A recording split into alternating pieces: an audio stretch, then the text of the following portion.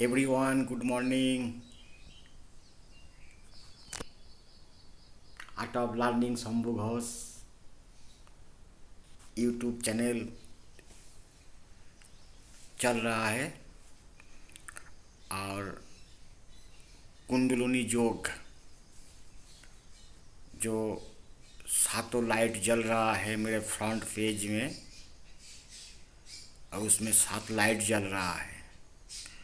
तो मूलाधार, स्वादिष्टान, मणिपुर, अनाहत, विशुद्धा, आज्ञा चक्र, सहस्त्रदल, ये सातों सेंटर के बारे में सत्संग चल रहा है। और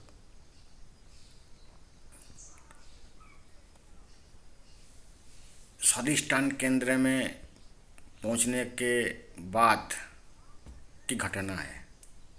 मूलाधार से स्वादिष्टान केंद्रों में आने के बाद क्या अनुभव होता है, क्या क्या मन में परिवर्तन होते हैं, क्या क्या बुद्धि में परिवर्तन होते हैं, क्या क्या इंद्रियों में परिवर्तन होते हैं, क्या क्या अपने स्वभाव में परिवर्तन होते हैं, भावावर्तन होते हैं, व्यवहार में परिवर्तन होता है। वो स्वादिष्ट में बहुत बड़ी अनुभव होते हैं।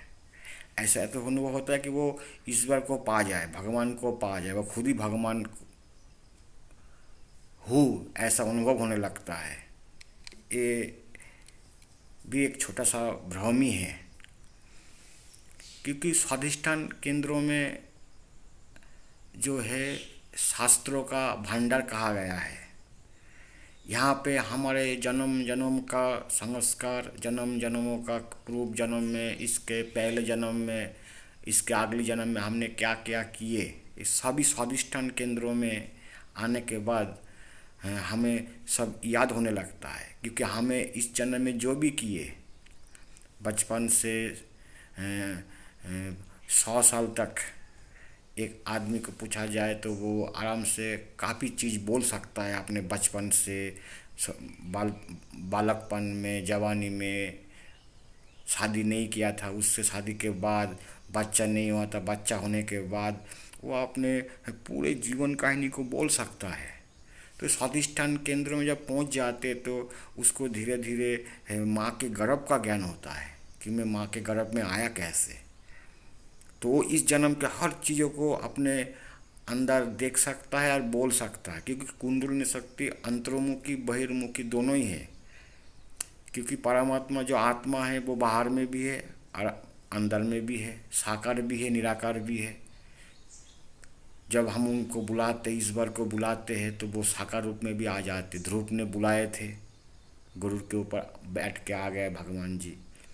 प्रहलाद ने बुलाए तो खम्बे फाड़ के नरसिंह के रूप में भगवान जी आ गए। कई एग्जाम्पल दिखाई देते हैं कि उन निराकार रूप में ही भजन कर रहे थे ध्रुव और प्रहलाद, लेकिन दोनों को ही दर्शन हो गए। क्योंकि उस स्वाधिष्ठान केंद्र में आने के बाद साधक जो है तीव्र ऊंचे चीज़ों को प्राप्त करने में उसका मन लग जाते हैं। छोटे छोटे चीज़ों में वो संतुष्ट नहीं रहता है, उसका बड़ा संकल्प, बड़ा ड्रीम्स रहते हैं जीवन में कि हम बड़े से बड़े चीज़ों को प्राप्त करें, बड़े से बड़े जायगा में रहे, अच्छे से अच्छे चीज़ खाए, अच्छे से अच्छे चीज़ पहने, अच्छे घूमे, अच्छा देखे। ये सारे चीज़ स्वाधिष्ठान केंद्रों में उठता है।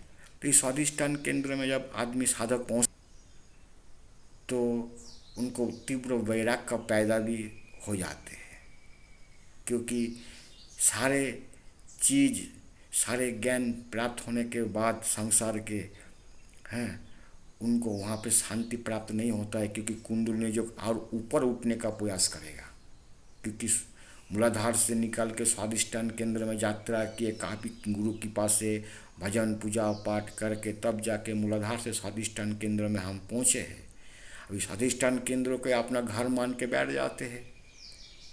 और फिर स्वाधिष्ठान केंद्रों में भी उनको सुख लगता है। फिर जब उस सुख से भी वो और बड़ा सुख प्राप्त करना चाहते, फिर उसमें दुखी रहता है। कि सातों सेंटर जो है हमें मुक्ति के लिए दिया गया है।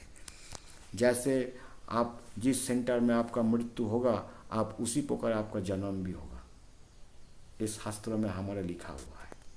इसलिए मूलाधार से स्वाधिष्ठान में आने के लिए आप भजन करें और उससे और उठने के लिए प्रयास करें। अगली वीडियो में हम बताएंगे कि स्वादिष्टान केंद्रों के बाद मणिपुर में क्या अनुभव होता है। मणिपुर के साथ स्वादिष्टान का गहरा संबंध है, माँ के गर्भ के साथ उसी नारी का भी जो कुछ संबंध है। नर्मदे हर। ओम नमः शिवाय।